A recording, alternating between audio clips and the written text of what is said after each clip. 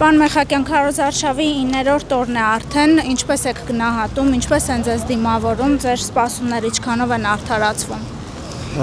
Իմ սպասելիքներից ավելին դիմավորում են մարդիկ, իրականում գիտեք ոնց է, մենք Խոյ համայնքի, արդեն նախկին համայնքի բնակավայրերում մենք ավելի շատ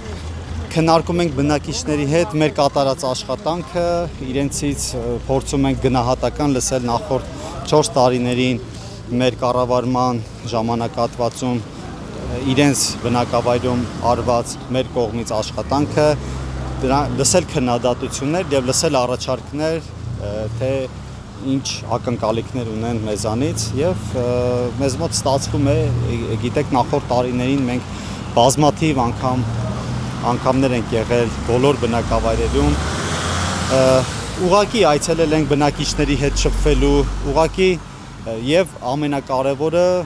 տարբեր աշխատանքներ իրականացնելու ժամանակ պարբերաբար այցելել ենք եւ լսել ենք նրանց կարծիքը եւ ես ուզում եմ ուրախությամբ ասել, որ մեր բնակիչները մեծամասամբ բավարարված են եւ գոհ են աշխատանքներից, որ մենք իրականացրել ենք, դա մի բանի մասին է վկայում, որ մենք ճիշտ թիրախային աշխատանքներ ենք ընտրել, կարիքի հիման վրա, կարիքով գնահատված եւ տվյալ գյուղի համար կարեւոր նշանակություն ունեցող աշխատանքներ ենք վերցրել եւ արդեն առաջիկայում քաղաքացիների քվեն ստանալով, երբ որ նորից իշխանություն կազմենք, մենք ամեն բնակավայրում առաջին անհրաժեշտ 3 աշխատանքները արդեն կսկսենք որպես ծրագիր իրագործել առաջիկա 5 տարիներին, եթե կստացվի ավելանել, իսկ փորձը ցույց է տալի, որ հնարավոր է ավելանել, նաև կանենք ավել աշխատանքներ։ Պարոն Մեխակյան,